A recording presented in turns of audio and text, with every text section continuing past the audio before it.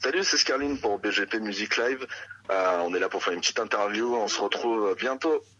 J'ai vu que le line-up il s'était enfin stabilisé. Ouais, il s'est bien stabilisé. Là, ça fait depuis Soulmate. Ça, écoute, on n'a pas bougé. Donc ça fait bientôt 5 ans que le line-up est soudé, solide et que ça fonctionne plutôt bien. On a mis le temps pour trouver les gens qu'il nous fallait. Et puis aujourd'hui, voilà, on est une vraie équipe, donc on est plutôt fiers de ça. Ça a mis du temps, mais ça y est, cette fois c'est bon, ça bougera pas. Okay. Là, votre précédent album, Soulmate, c'était un peu mangé le Covid?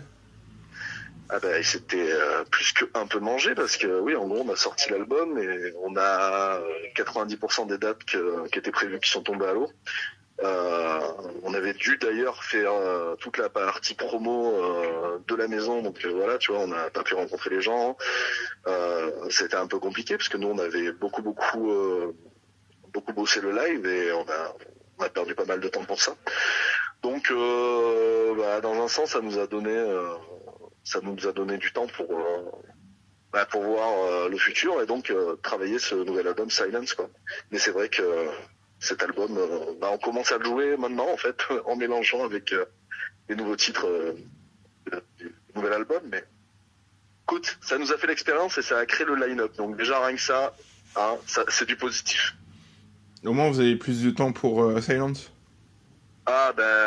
L'avantage en fait pour Silence, c'est que oui, ça nous a permis d'avoir plus de temps. Et surtout ça nous a permis en fait avec Soulmate déjà d'apprendre à bosser ensemble. Donc on a immédiatement travaillé sur Silence de suite après avoir enregistré Soulmate. Donc finalement on n'a pas eu de moment de calme. Donc on a tout le temps été dans le travail depuis. Donc ouais, ça a été super fluide, quoi. Pour nous ça a été du pain béni, clairement. Et vous avez fait une campagne Ulule pour tout ce qui est support physique et aussi il y avait une toile. Ouais, tout à fait. En fait, on a pour lancer l'histoire, parce qu'on a décidé de faire ça de manière complètement indépendante et on a eu quelques propositions de label et puis on n'a pas réussi à s'entendre. Donc on s'est dit on va faire tout nous-mêmes. Donc on s'est dit on va lancer un crowdfunding et qui était en fait orienté surtout sur le principe de la précommande finalement. Donc ça s'est super bien passé. On a fait, je crois, 150% à peu près de succès sur ce truc-là.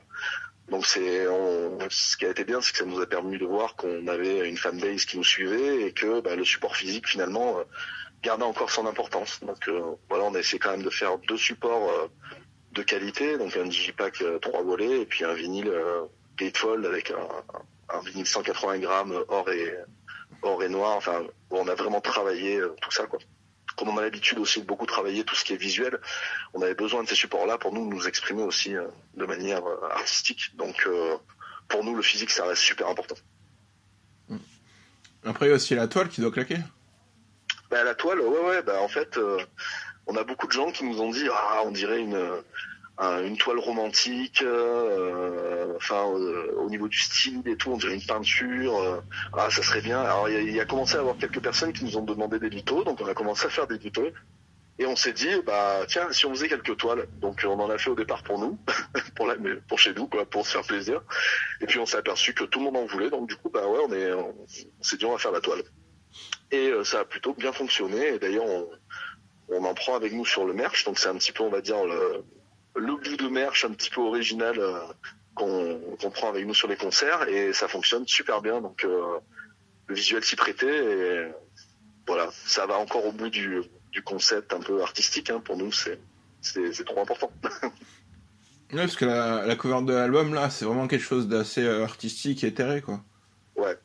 C'est une pochette qui nous a pris pas mal de temps. Donc en fait, on l'a travaillé à 2. On a donc Michel, notre guitariste, qui est photographe. Donc on a fait une photo dans une piscine, donc avec cette jeune femme. Et ensuite on a retravaillé tout ça avec l'infographie. On a pris beaucoup de temps sur cette pochette-là parce qu'il fallait qu'elle ait pour nous qu'elle fasse corps et sens en fait avec l'album Soulmate, parce que l'idée de cette femme qui tombe dans l'eau, C'est aussi une continuité de la petite fille qui faisait, qui tournait le dos au personnage, à notre Ghost, comme on l'appelle, qui est noir et blanc, sur Soulmates. Donc l'idée, c'était d'avoir cette petite fille qui avait grandi et puis la mettre dans une nouvelle situation. Okay. Là, vous revenez avec l'album Silence. C'est quoi la thématique?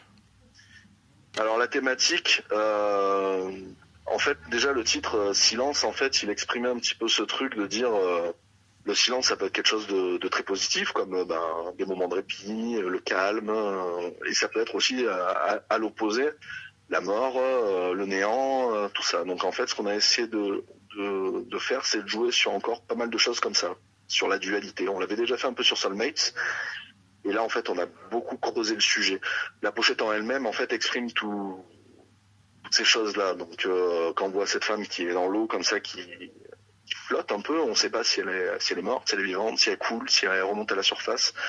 Donc on est encore dans ce truc un peu de dualité, et le vrai fondement de ce truc-là, c'est de se dire le regard en fait sur les gens, il est souvent tronqué en fait parce qu'on ne sait pas ce qui se passe derrière. Donc en fait, quand on est dans le jugement, on a du mal à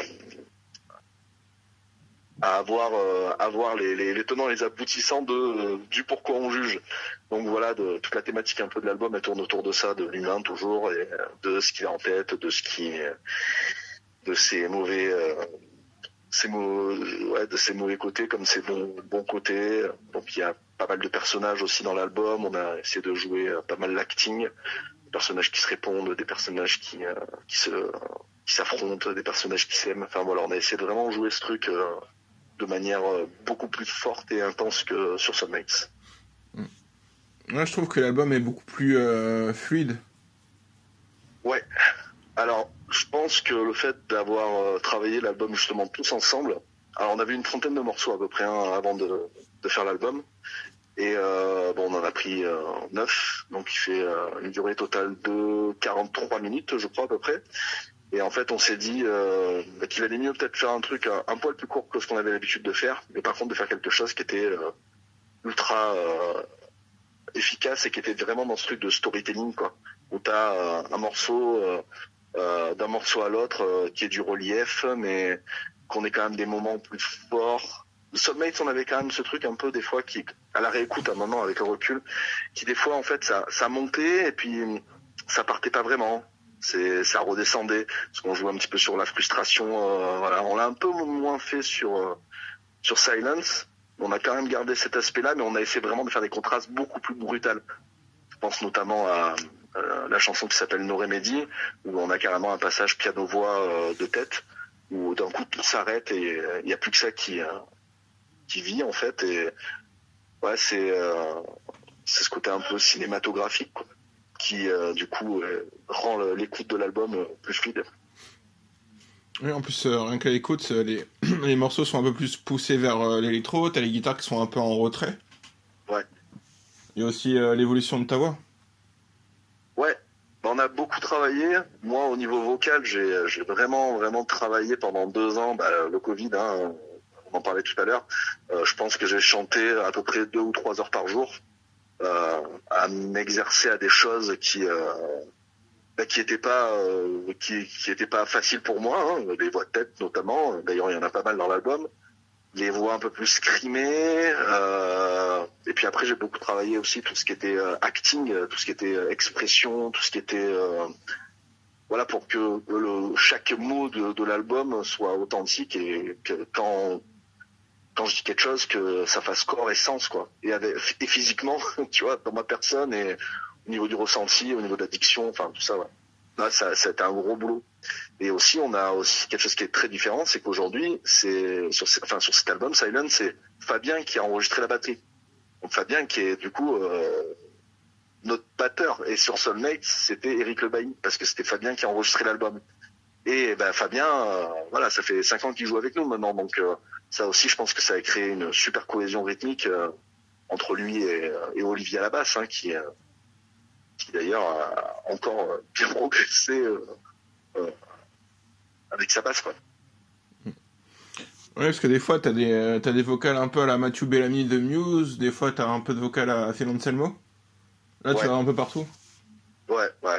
Bah ouais, je pense que l'idée c'était ça, c'était de, comme il y a plusieurs personnages, comme il y a plusieurs ambiances, bah pas se cantonner à ma voix et enfin ma voix telle que je la maîtrisais à l'époque. Et voilà, c'est un personnage, une voix, un sentiment, une voix. Là, notamment quand tu parles de Phil Anselmo, je pense que tu fais peut-être référence à un morceau qui est sorti il y a pas très longtemps en single. Ça doit être Keep Your Secret, où il y a tout ce passage très très braillé, mais avec de la note et quand même un peu de groove. Et c'est vrai que ce passage-là, quand on l'a enregistré, on s'est fait la même remarque, c'est on dirait finalement un peu sur la manière d'exprimer le truc, quoi. Et ouais, de toute façon, c'est le but de la musique aussi, c'est sortir un petit peu de sa zone de confort. Et le prochain album, il y aura encore des choses nouvelles de toute façon, parce que on n'a pas dit notre dernier mot. Vous avez déjà dit commencer à composer le prochain? Alors, on a pas mal de choses qui sont composées, qui ont avancé, mais là, on a décidé de se mettre en stand-by sur la composition pendant au moins 6 ou 8 mois, quoi. On veut laisser arriver un petit peu les festivals d'été pour pas se cannibaliser le travail. Donc, nous, là, en ce moment, on travaille beaucoup plutôt le live, le show. On est en train de préparer un spectacle, de proposer vraiment quelque chose d'abouti au niveau visuel. Et qui d'ailleurs normalement devrait avoir les prémices de ça à notre première date qui aura lieu le 22 octobre au Justin Fest avec Upside Up. Et là on va commencer à montrer un petit peu ce que sera le Scarlino à venir. Donc ouais, là aujourd'hui on va plutôt travailler nous sur tout ça, et ensuite on reviendra un petit peu à toutes les idées qu'on a, parce que là on en a beaucoup trop. Il faut qu'on oublie un peu tout ça pour avoir du recul et de l'objectivité, surtout sur tout ce qu'on a pré-travaillé. Et ça s'est passé comment au niveau de la composition? Parce que j'ai trouvé que vous avez pas mal élagué par rapport à l'album précédent. Bah en fait ça s'est passé de manière simple, c'est que souvent moi j'ai tendance à composer, on va dire, les ossatures des morceaux. Donc je travaille beaucoup guitare voix, guitare folk voix, pour justement avoir ce travail de voix qui est un peu mis en avant. Et ensuite ce qui s'est passé, c'est que chacun a reçu mes bandes, et ensuite on a travaillé l'arrangement. Donc à force d'arrangement, forcément les morceaux ont complètement changé au niveau musical. Et du coup, finalement, chaque musicien est venu accompagner un peu la voix avec ses influences, voilà. Donc ce qu'on a essayé de faire aussi, c'est que ça soit quand même assez riche musicalement, mélodiquement aussi. Alors, comme tu disais tout à l'heure, il y a pas mal de choses électroniques, mais finalement, on n'a pas tant élagué que ça. En fait, ce qu'on a essayé de faire, c'est faire respirer plus chaque passage. C'est se dire, voilà, qu'est-ce qui est essentiel dans ce moment du morceau, qu'est-ce qui est important. Ok, alors des fois, tu as des arrangements où tu mets des guitares mélodiques dans tous les sens et compagnie, et puis ça marche pas, t'en enlèves une. Ouais, souvent, on a eu des grands ingé-sons qui ont toujours dit le moment où c'est bon, c'est quand en fait il y a plus rien à enlever, tu vois. Donc en fait il faut passer son temps à essayer d'enlever, enlever jusqu'au moment où tu dis ok, là ça fonctionne, ça sonne, on garde comme ça. Et des moments, t'enrichis un petit peu, où là tu vas, contrairement à Soulmates, là on a fait des trucs, il y a par exemple de la double pédale, chose qu'on n'avait pas forcément fait sur l'album d'avant. On a préféré enrichir en fait sur les ambiances, sur le côté on empile des instruments, on empile des mélodies, quoi. C'était vraiment l'idée de cet album. Qui est une écoute, tout à l'heure tu parlais d'une écoute fluide, voilà, je trouve que ça permet aussi une écoute fluide, parce que tu t'ennuies pas, en fait, t'as toujours ce truc un moment c'est fort, après ça retombe, après c'est un peu plus mid-tempo, après ça devient, ça blast. Voilà, le relief, c'est super important pour nous en tout cas. Ouais, l'album il s'écoute beaucoup plus volontiers en boucle que les précédents qui faisaient quasiment 1 heure. Ouais, c'est ça. Le précédent, il faisait, je crois, 54 minutes. Celui d'après, il devait faire 1 heure et 63 minutes, je crois. Et là, on est passé à 43 minutes. On enlève à peu près 10 minutes à chaque album.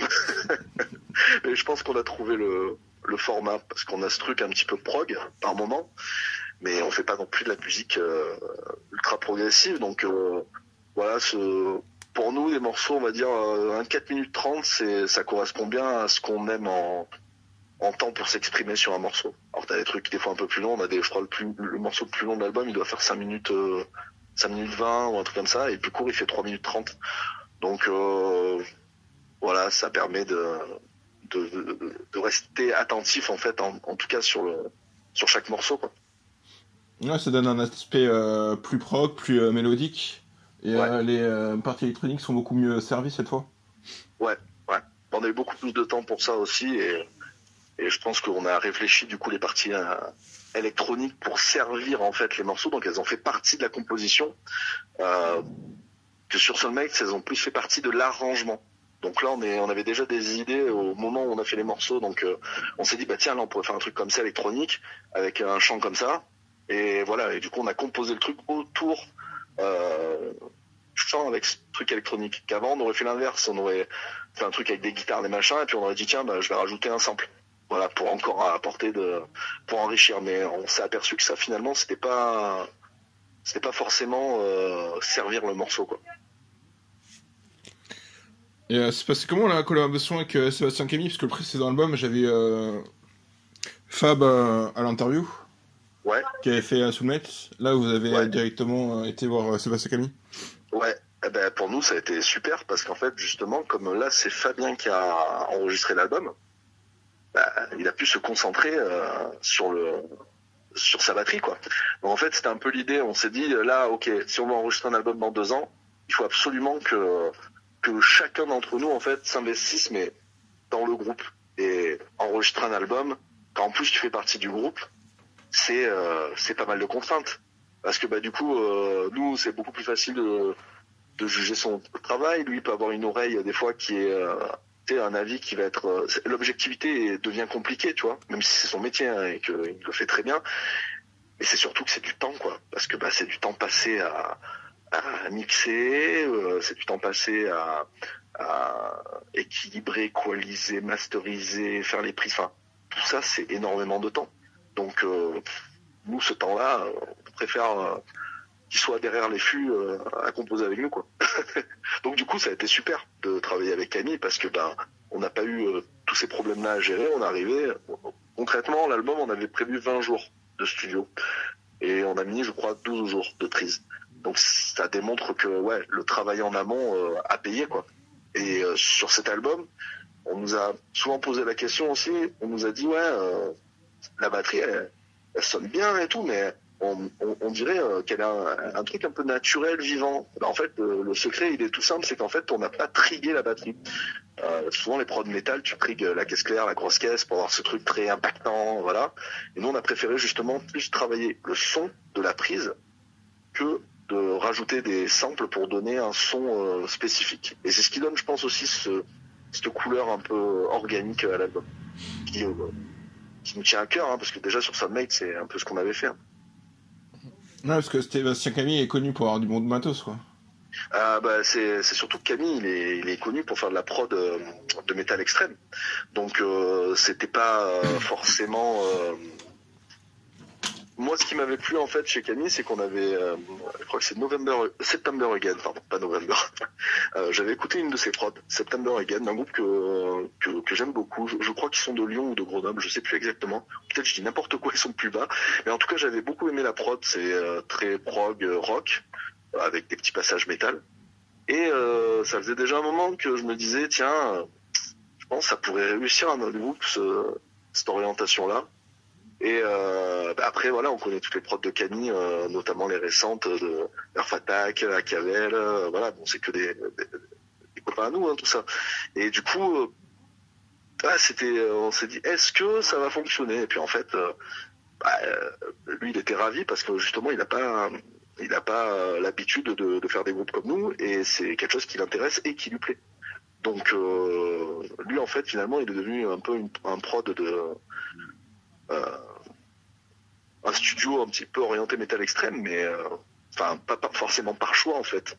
C'est qu'il a fait des prods à des moments qui ont fonctionné dans ce sens-là, et forcément ça t'attire des groupes un petit peu similaires.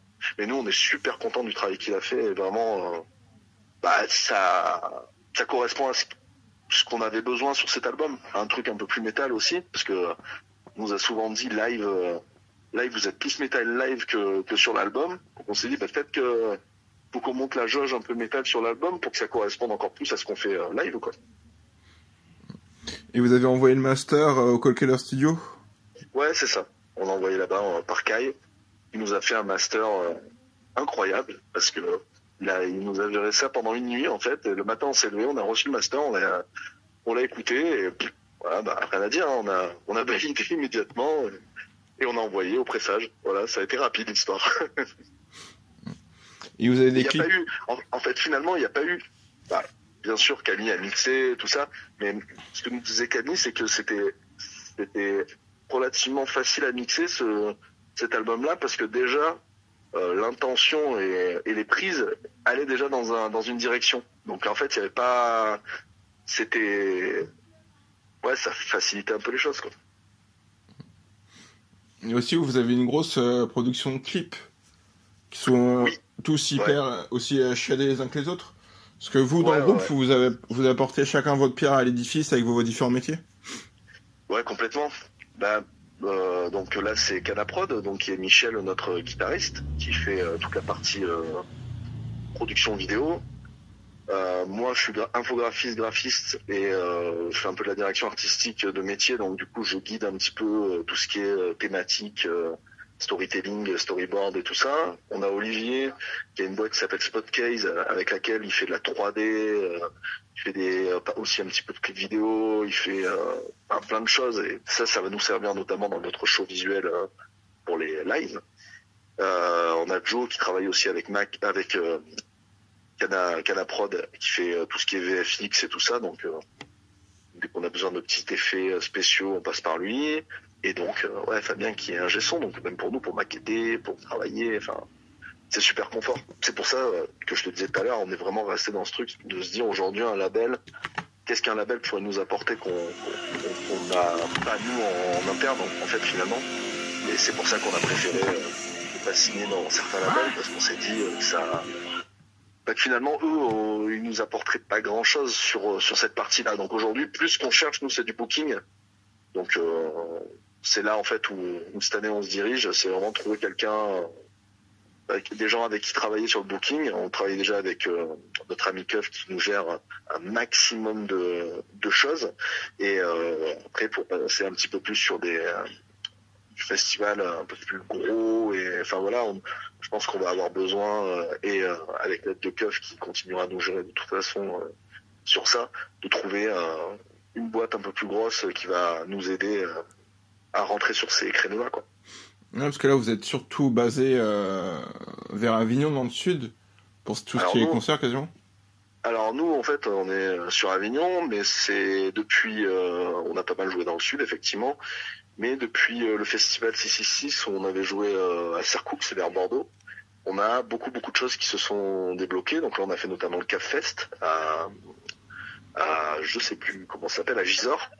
On a fait une date sur Lyon là au Rocanite. On a des dates qui arrivent, une nouvelle date qui arrive dans le sud de Paris pour le 19 novembre pour le Food Rock où là on jouera avec Knucklehead. On a donc le Just Fest avec Psych-Up, bon ça c'est par chez nous. Et ensuite on a des tas de dates en 2023 qui vont nous faire traverser la France. Donc ça y est, on commence à sortir de la maison. Et elle est comment la réception du nouveau set en live? Elle est par rapport à ce qu'on avait avant, elle est vraiment efficace. Enfin, de toute façon, on a tout travaillé dans ce sens-là. On a un set qui dure à peu près 50 minutes, tel qu'on l'a préparé là pour les lives à venir. Après, on a notre set qui doit durer qui peut durer jusqu'à 1h20 à peu près, je pense, même 1h30. Et après, on a des sets plus courts, mais chacun, en fait, on a vraiment travaillé l'énergie et la puissance. Et vraiment, on a un truc qui est... Le set de 50 minutes passe très très vite finalement. Et pour nous, parce que du coup on se régale aussi à le jouer, et pour les gens, on nous a déjà fait la remarque, on a dit le set est très efficace, ça fonctionne, ça passe trop vite. Donc on se dit c'est bien, ça passe vite, ça veut dire qu'on n'a ennuyé personne. Mais ouais, le nouveau set va être super cool. On joue à peu près, on joue 60% de nouveaux morceaux dans le nouveau set. Ça, après faut donner quand même un peu une vie à Silence, qu'il n'y en a pas une quoi. C'est ça. Donc on fait un peu 40%, allez 35% de Soulmate, un tout petit peu de Ghost, et encore Ghost on en joue de moins en moins, et la moitié de Silence. Donc ce qui est bien, c'est qu'avec les 2 albums, on peut vraiment avoir des titres qui marchent super bien entre eux. Donc on a des titres qu'on continuera de jouer, je pense, encore pendant longtemps, comme le Wonderful Life, la reprise, qu'on a réadapté d'ailleurs pour le live. On a aussi Next to the Maker, qu'on avait clippé, qu'on joue. La plupart des morceaux qu'on a clippés, on les joue parce que c'est des morceaux que les gens ont écoutés, c'est des morceaux qui ont une visibilité, donc forcément on nous attend sur ça aussi. Et ensuite il y a quelques morceaux qu'on n'a pas encore clippé, qu'on veut présenter, qu'on veut mettre en avant, qu'on va jouer live, quoi. Mais le set est super cool. Est-ce qu'il y a encore des clips à venir? Ah oui, il y en a encore. Là, bon, sans dire qu'on va faire forcément ça, mais on est quasiment parti pour tout clipper. Hein. Non, dans l'idée, on aimerait vraiment clipper la quasi-intégralité de l'album. Là, on a quasiment clippé la moitié déjà. Donc finalement, c'est pas inatteignable. Hein. Il reste 4 clips à clipper. Donc un sûr qu'on est en train de préparer là. Ça laisserait 3 clips restants. Je pense qu'on va tout clipper. Hein. Ouais, ce serait bien. Je pense que c'est ce qu'on va faire. Après, tu te fais un DVD avec tous les clips? Ouais, je sais pas si on ira jusque là, mais en tout cas, on a des idées aussi pour. On risque de faire un live aussi, je pense. Enfin on a plein d'idées là pour la vidéo. Au plus on avance, en plus on s'affine et au plus on maîtrise en fait le sujet. Donc ça devient de plus en plus facile pour nous de faire de la production à ce niveau-là. Donc comme c'est quelque chose qu'on a toujours fait et qu'on aime faire, je pense qu'on va accélérer sur ça. Dans l'idée, on aimerait sortir quelque chose tous les 3 mois, avoir un nouveau clip, un nouveau titre, un nouveau live. Là récemment, on a sorti Next to the Maker, Keep Your Secret en version lyrics vidéo. Mais bon, même quand on part sur des trucs un peu comme ça, lyrics vidéo autour, mais c'est quand même d'avoir cette plus-value qui fait que on dirait quand même un clip, quoi. C'est un peu le principe, quoi. Donc ça nous plaît, on va continuer. Ouais, ce qui est bien maintenant, parce qu'avant il y avait le Covid, maintenant vous pouvez occuper à la fois le terrain sur les réseaux et en concert, quoi. Ouais, c'est l'idée. Et je pense que c'est ce qui va se passer pour cette fin d'année, pour 2023. Où là vraiment, on sent qu'il y a eu que cet album-là, il nous a fait passer à un autre niveau et surtout nous a donné une visibilité complètement différente. Et comme on a pas baissé les bras aussi pendant tout ce Covid et qu'on est resté fort et sur les réseaux et sur notre communication, on nous a beaucoup attendu sur cet album, quoi. Il y a beaucoup de gens qui nous disaient album, ça fait un moment qu'ils en parlent, qu'ils vont sortir un album. Alors qu'est-ce que ça va être? Donc là on est relativement content. On a eu des super retours, on a eu des super chroniques. On est même un peu étonné de ça plaise autant pour l'instant. Donc on espère que ça va continuer. Et surtout, le but d'un album, au-delà de l'enregistrer, c'est de faire du live. Donc on espère que ça va nous apporter de plus en plus de dates et sur des plus en plus grosses scènes. Hein. On verra comment ça va se passer. Mais 2023, en tout cas, on a déjà de très très bonnes pistes et c'est bien parti en tout cas. Ok. Je peux pas en dire plus parce qu'on va attendre que les gens annoncent les dates où on sera. Mais on a pas mal de trucs de prévu. Ouais, c'est mieux. Je te laisse le mot de la fin pour l'interview. Écoute, en tout cas, merci à tous de nous suivre. On est super content d'avoir cette fanbase qui est toujours proche de nous. Truc que j'ai envie de dire à tout le monde, c'est que vraiment il faut qu'ils se déplacent au concert. On a vu pas mal de trucs annulés. On sait que c'est super chiant de faire d'acheter des places en pré-vente. Nous-mêmes, on doit avoir, moi sur le Covid, je dois avoir 9 ou 10 entrées de concerts que j'ai dû me faire rembourser ou j'ai pas pu aller. Voilà, donc je sais que c'est super frustrant. Mais aujourd'hui, en fait, on a beaucoup de gens qui se bougent, des assos qui essayent de faire vivre le truc, qui montent des festivals, et puis on voit beaucoup trop de festivals annulés, parce que pas assez de prévente, parce que pas de financement, parce que voilà. Donc ce que j'ai envie de dire, c'est on a quand même en France des groupes qui se bougent vraiment, et voilà, il faut se déplacer, aller les voir, et faites l'effort. Ouais, c'est clair qu'il n'y a pas que le Hellfest dans la vie, quoi. Ah non, il n'y a pas le Hellfest, et moi je critique absolument pas le Hellfest, parce que je trouve que c'est super aussi, mais je pense qu'il y a toujours eu de toute façon des gros festivals en Europe. Et ça n'a jamais empêché d'aller voir des concerts. Voilà, et c'est ce qui permet aussi à des groupes de justement à un moment exister et pouvoir faire ce genre de festival. Parce qu'il y a un moment, si t'as pas fait ces concerts dans des salles partout en France, enfin, il y a qui te connaît, il y a quoi qui te donne en fait la possibilité de jouer dans ce genre de festival. Donc en fait, on va se retrouver à un moment où quand on aura fait le tour des 100 groupes français et qu'on les aura vus 10 fois au Hellfest, il va falloir peut-être un peu renouveler les choses. Et c'est pour ça qu'il faut se déplacer pour justement découvrir cette scène qui est énorme en France. On a des groupes de fous, quoi. Bonne journée, Promo. Allez, merci à toi. Bonne journée. Bonne journée. Ciao. Ciao. Hey, do you really want to get hurt? Like blown away with the dust. You better keep